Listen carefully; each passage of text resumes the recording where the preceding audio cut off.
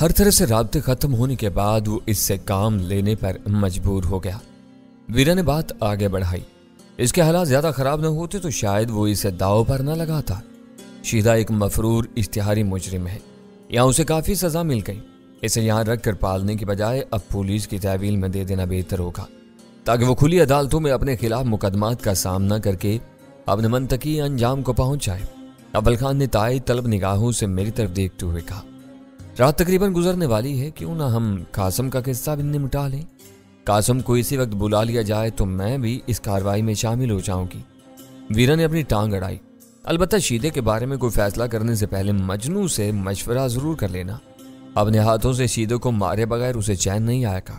وہ شیدے کی حالت سے زار پر ترس کھا کر اسے اپنی طرف سے معاف کر چکا ہے۔ سلطان شاہ نے ویرا کو آگاہ کیا، ہو سکتا ہے کہ وہ اس کے ساتھی پر اپنے دل کی بھڑاس نکالنے کا منصوبہ بنائے بیٹھا ہو۔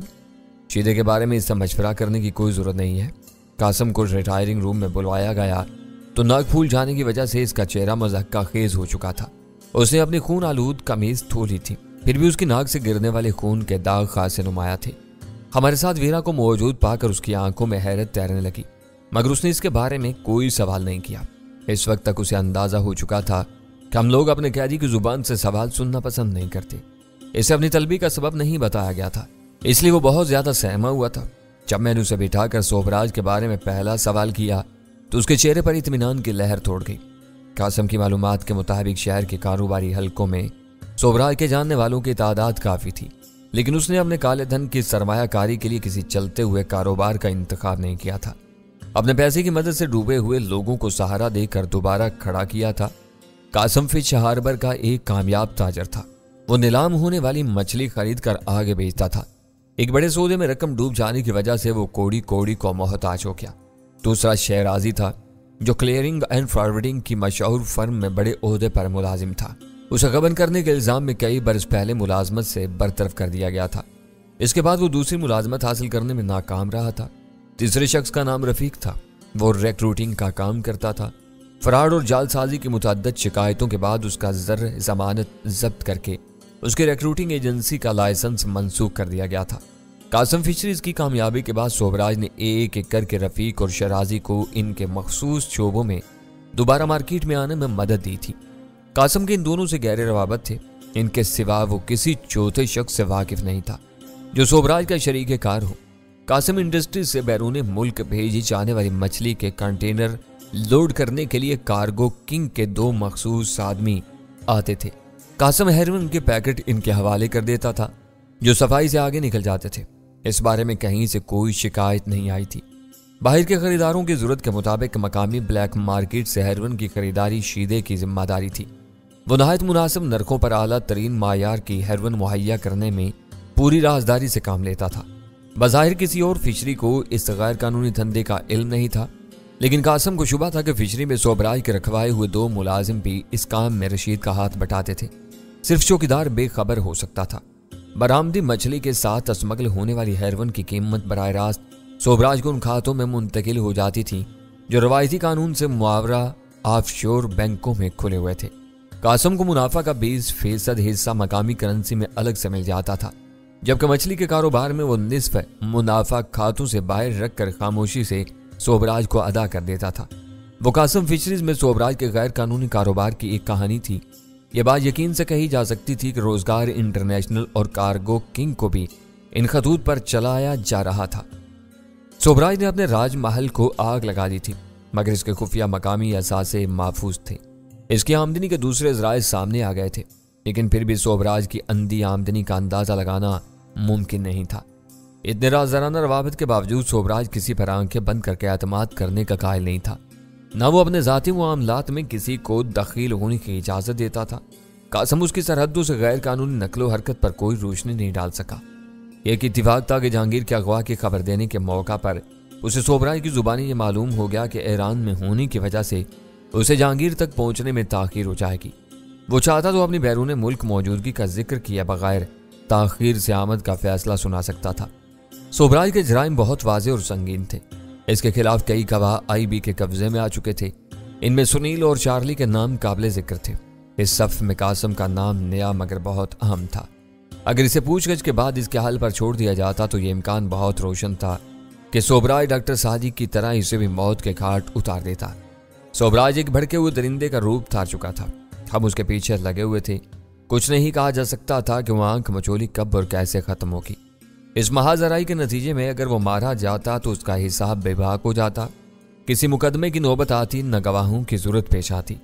इसके जिंदा पकड़े जाने की सूरत में दूसरों के साथ कासिम की जात भी अहमियत इख्तियार कर जाती। कासिम थका हुआ और खौफजदा था। पहले सुल्तान शाह ने उसकी ठुकाई की, फिर जहांगीर ने उसे अपने कहर का निशाना बनाया। उसे यकीनी तौर पर आराम की जरूरत थी। मैंने बाजपुर के इब्तदाई मराहिल खत्म होने की नवीद सुनाकर उसे उसके कमरे की तरफ भेज दिया। सुबह के 3 बज रहे थे। अब क्या इरादा है? अव्वल खान ने अपनी रिस्ट वॉच पर नजर डालकर सवाल किया। इसके बुशरे से तकान के आसार मुतरश्य थे। आज का काम पूरा हो गया, हम तीनों की रवानगी का बंदोबस्त करो। मैंने हल्की सी जमाई लेकर कसल मंदाना अंदाज में कहा। मैं तुम्हें छोड़ता हुआ घर निकल जाऊंगा। तुम जहांगीर को ब्रीफ कर दो क्या वो यहां से निकलने की कोशिश ना करे। उसने अपनी जगह छोड़ दी। जहांगीर को एक कर्बनाक तजर्बे के बाद अपनी बीवी के साथ मिलने का मौका मिला था। इस वक्त इन दोनों को छेड़ना मुनासिब नहीं था। जहांगीर समझदार था। इसे हम सबसे ज्यादा अंदाजा हो चुका था कि हालात ने किस कदर संगीन रुख इख्तियार कर लिया था। इसे यह तवक्का नहीं की जा सकती थी कि वो वक्त के दायरे के खिलाफ चलकर कोई खतरा मोल लेगा। अव्वल खान हमें घर के दरवाजे पर गाड़ी से उतार कर आगे निकल गया। अबरार ने छत से हमें देखा और नीचे आकर दरवाजा खोल दिया। हम घर में दाखिल हुए तो गजाला अपने कमरे से बरामद हो रही थी। इसकी आंखों से साफ जाहिर हो रहा था कि वह आहटें सुनकर गहरी नींद से बेदार हुई थी।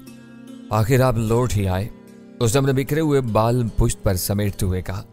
जहांगीर कहाँ है? सलमा को कहाँ छोड़ आए? अभी तुम्हारी नींद उचाट हुई है और गनूदगी के आलम में भी तुम्हें इन दोनों की फिक्र है। मालूम होता है कि नींद में इन्हीं के ख्वाब देख रही थी। वीरतन से बोली। सलमा के आ जाने से सबसे ज्यादा परेशानी तुमको थी। यह तुम्हारी कोई शरारत मालूम होती है। गजाला के होंठों पर हल्की सी मुस्कुराहट तैर की। यह किसी की शरारत नहीं है, वो दोनों अब अव्वल खान के मेहमान हैं। मैंने बात वहीं खत्म करने के लिए जल्दी से कहा। अब मैं सुख की नींद सोऊंगी। शौक की फिजा में मेरी नींद भी उड़ गई थी। वीरा ये कहती हुई अपने कमरे में घुस गई। सुल्तान शाह की मुस्तफसराना निगाहें मेरी तरफ उठी हुई थी। मैंने सर हिलाकर उसे भी रुखसत कर दिया और गजाला के साथ अपने कमरे में दाखिल हो गया। गजाला की खुमार से बोझल आंखों में ऐसी कशिश ओद कर आई थी कि मैं कमरे की खलबत में उसे दूर नहीं रह सका और वालियाना अंदाज में उसे अपनी बाहों में समेट लिया। अब थके हारे आए हैं, कपड़े बदल कर आराम से सो जाएं, उसने खिलखिलाकर हंसते हुए कहा और मचल कर मेरी बाहों से फिसल गई। मुझसे चंद कदम दूर जाकर उसने मेरी तरफ हाथ हिलाते हुए अपनी बात जारी रखी। इस वक्त नींद से मेरा बुरा हाल हो रहा है, मुझे सो जाने दें तो ये आपकी बड़ी अनायत होगी।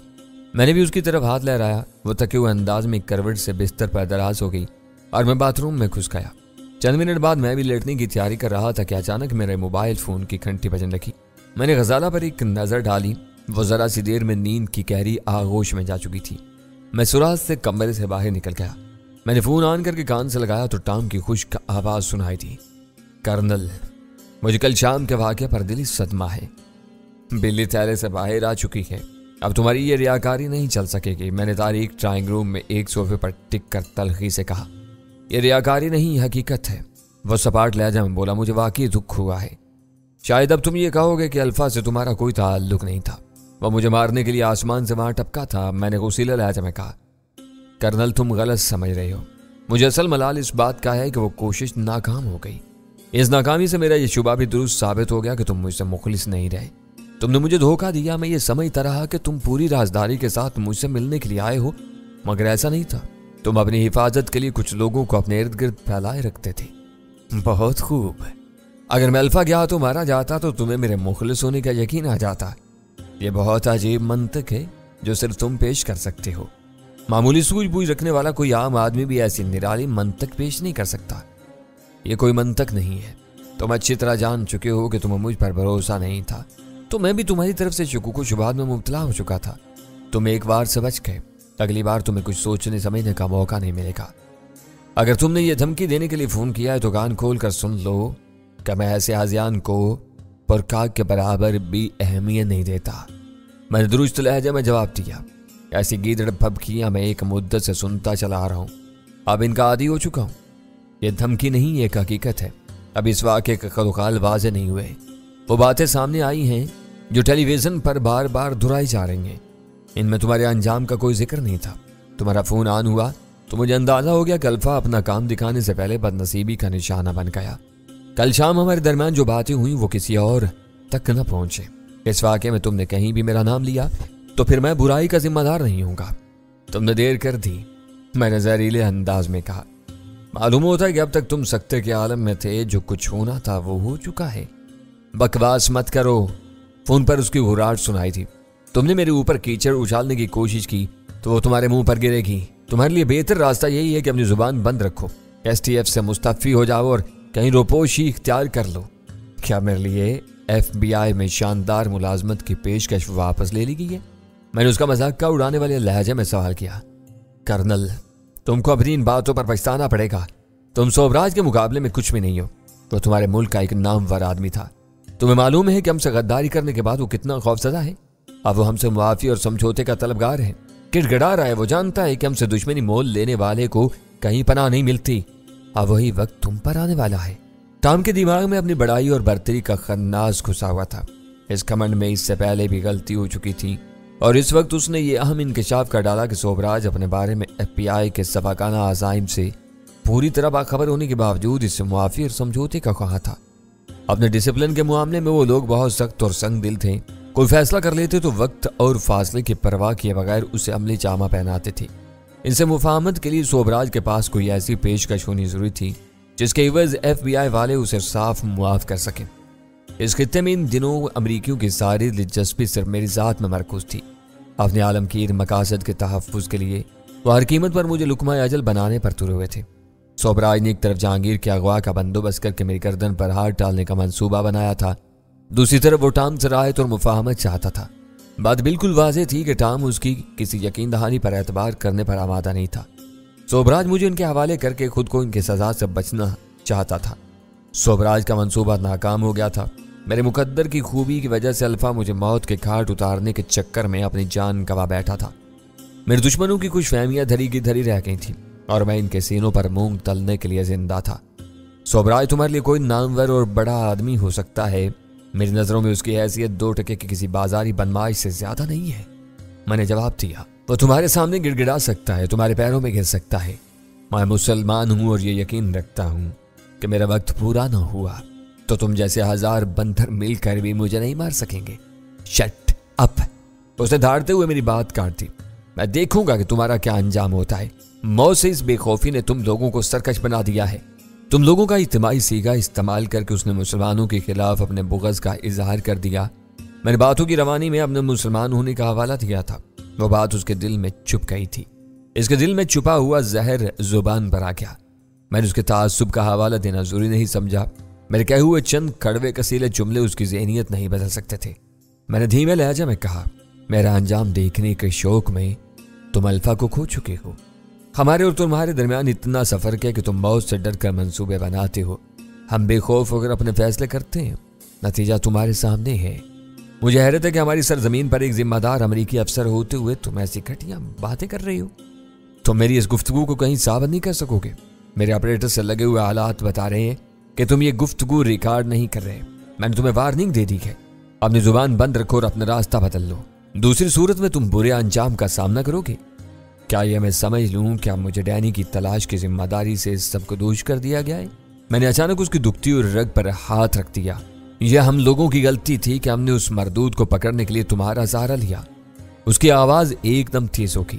میں نے کل کھل کر تمہیں بتا دیا تھا کہ اب ہم نے تمہیں سمجھ لیا ہے۔ تم ڈینی کا نام لے کر ہمارے ساتھ کوئی گھنونا کھیل کھیل رہے ہو۔ اسے ہم خود پکڑ لیں گے۔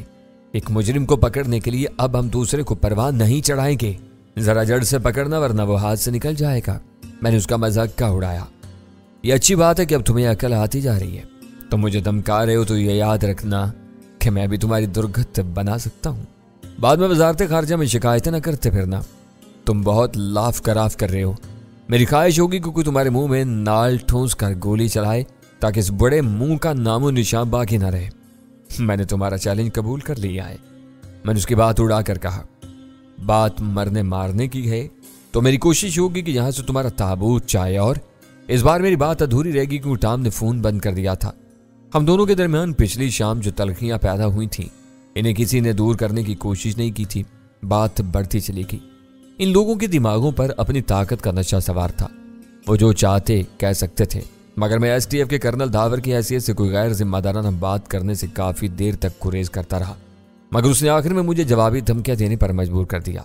ٹام سے گفتگو ختم ہونے کے بعد میں کافی دیر تک ڈرائنگ روم کے اندھیرے میں بیٹھا سوچتا رہا کہ ٹام کی اس کال کا کیا مقصد تھا۔ اس نقطے پر خاصی دماغ سوزی کرنے کے بعد میں اس نتیجے پر پہنچا کہ اس کی ساری باتیں خرافات پر مبنی تھیں۔ اس فون کال کے ذریعے وہ صرف میرے انجام کے بارے میں جاننا چاہ رہا تھا۔ ٹیلی ویژن پر وی آئی پی کے کارواں پر ناکام قاتلانہ حملہ کرنے والے کے مارے جانے کی خبر نشر ہو چکی تھی۔ اس میں کسی اور کردار یا واقعے کا کوئی ذکر نہیں تھا۔ اسٹیڈیم کی پارکنگ سے ٹام کی گاڑی روانہ ہوتے ہی وہاں گولی چلی تھی۔ اس ایک فائر سے ہونے والی موت کی خبر شہر میں ہر طرف پھیل چکی تھی۔ وہاں کوئی دوسرا فائر نہیں ہوا تھا۔ مجھے حیرت تھی کہ ٹام کو میری سلامتی کے بارے میں خدشات کیوں تھے۔ پھر وہ بات بھی میری سمجھ میں آ گئی۔ جلال سے ضرورت کے تحت فون پر کئی مرتبہ میری بات ہو چکی تھی۔ پچھلی شام مراد میڈیکوز کے قریب اس سے ملنے کے لیے بھی میں گیا تھا، لیکن اس سے تفصیلی بات چیت کی نوبت نہیں آ سکی تھی۔ ہر بار مختصر اور کام کی باتوں کے بعد سلسلہ ختم ہو گیا تھا۔ اس دوران میں اس نے یہ بتایا کہ الفا کی لاش کے قریب پورے میگزین کے ساتھ امریکی ساخت کی ایک رائفل ملی تھی۔ اس نے سائلنسر کا ذکر کیا تھا، نہ مجھے اس بارے میں کچھ خریدنے کی ضرورت محسوس ہوئی۔ ٹام کے تجسس سے ظاہر ہو رہا تھا کہ الفا کی رائفل بے آواز تھی۔ اس نے صرف یہ جاننے کے لیے مجھے فون کیا تھا کہ الفا اپنا کام پورا کرنے کے بعد مارا گیا تھا یا اس سے پہلے فرشتہ اجل نے اس کی گردن دبوچ لی تھی۔ میں اٹھ کر کمرے میں چلا گیا۔ غزالہ گہری نیند سو رہی تھی۔ میں خاموشی سے اس کے پہلو میں لیٹ گیا اور اپنی آنکھیں موند لی۔ میں تھکا ہوا تھا اور چند گھنٹوں کے لیے سونا چاہ رہا تھا۔ میری آنکھیں بند تھی مگر ذہن پوری طرح جاگ رہا تھا۔ دھیمی روشنی میں خوابگاہ کا سناٹا میرے لیے خیال انگیز ثابت ہو رہا تھا۔ ذہن میں دوستوں اور دشمنوں کے عجیب و غریب پیکر بند اور بگڑ رہے تھے۔ میں کافی دیر تک بستر پر لیٹا کروٹیں بدلتا رہا۔ نیند میری آنکھوں سے کوسوں دور تھی۔ وقت گزرنے کے ساتھ میرے ذہن میں ابھرنے والے تصوراتی خاکوں میں ٹام اور سوبراج کا غلبہ ہوتا جا رہا تھا۔ مجھے اندیشہ ہوا کہ کہیں میری بے چینی غزالہ کی نیند میں خلل کا سبب نہ بن جائے۔ میں نے خاموشی سے بستر چھوڑا اور ڈرائنگ روم میں چلا آیا۔ اس بار میں نے باہر سے آنے والے انعکاس کو ناکافی تصور کرتے ہوئے ایک سائیڈ لیمپ روشن کر دیا۔ میں نے وال کلاک پر نظر ڈالی تو اندازہ ہوا کہ صبح کا اجالا نمودار ہونے میں بہت دیر باقی تھی۔ مجھے نیند آ جاتی تو وہی وقت تیزی سے گزر جاتا۔ بے خوابی اور تنہائی کے عالم میں ایک ایک کر کے لمحہ گزارنا دو بار ہو رہا تھا۔ خود روح خیالات میرا پیچھا نہیں چھوڑ رہے تھے۔ میں نے اپنا ذہن پچھلے چند گھنٹوں کے واقعات پر مرکوز کر دیا۔ جہانگیر کو سوبراج کے بھیانک چنگل میں جانے سے پہلے رہا کرا کہ میں نے بہت بڑی کامیابی حاصل کی تھی۔ یوں لگ رہا تھا جیسے قسمت ہمارا ساتھ دے رہی ہو۔ میرے ساتھ میرے دشمنوں کے ستارے بھی ان کی یاوری کر رہے تھے۔ یہ بڑی عجیب بات تھی کہ ایک ہی وقت میں دونوں حریف اپنی اپنی جگہ پر کامیاب تھے۔ آئی بی والوں نے الفا کو مار کر کامیابی حاصل کی تھی تو ٹام نے اسٹیڈیم کی پارکنگ سے بروقت فرار ہو کر اپنی جان بچانے میں کامیابی حاصل کی تھی۔ سوسائٹی کے علاقے میں نے جہانگیر کو رہا کرا کے سرخروئی حاصل کی تھی اور اسی مقام سے سوبراج سلطان شاہ کی فائرنگ سے بچ کر نکل جانے میں کامیاب ہو گیا تھا۔ آویزیں جاری تھی، ہمیں کوئی فیصلہ کن فتح نصیب نہیں ہو سکی تھی۔ یہ نقصان ضرور ہوا تھا کہ میں کرنل داور بن کر امریکی اہلکاروں کے ساتھ بلی اور چوہے کا جو دوہرا کھیل کھیل رہا تھا اس کا خاتمہ ہو چکا تھا۔ ٹام سے میری کھل کر ٹھن گئی تھی۔ اس حد تک سب کچھ واضح تھا، لیکن سوبراج کا معاملہ مختلف تھا۔ وہ حیران کن تیزی کے ساتھ ایران سے کراچی پہنچا اور ایک جھلک دکھا کر غائب ہو گیا تھا۔ اس کے بارے میں مجھے کچھ پتا نہیں تھا کہ وہ کہاں تھا اور کیا کر رہا تھا۔ ٹام نے اپنی خلش دور کرنے کے لیے وقت کی پرواہ کیا بغیر مجھے فون کیا تھا۔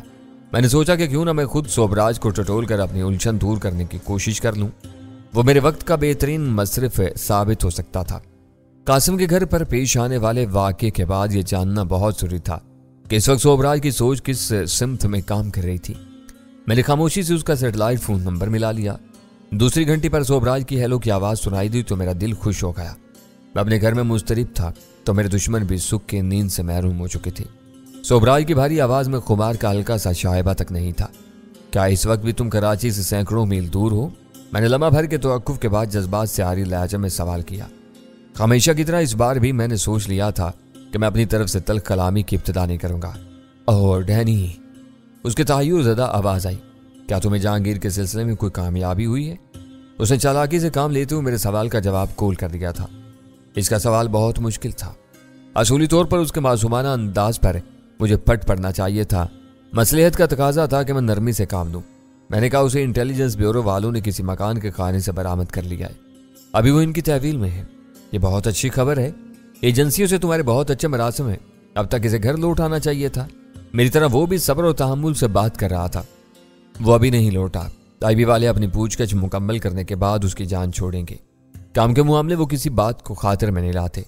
मुझे सुनगुन मिली है कि वो तुम्हारे आदमियों के खिलाफ किसी क्रैकडाउन में मसरूफ हैं।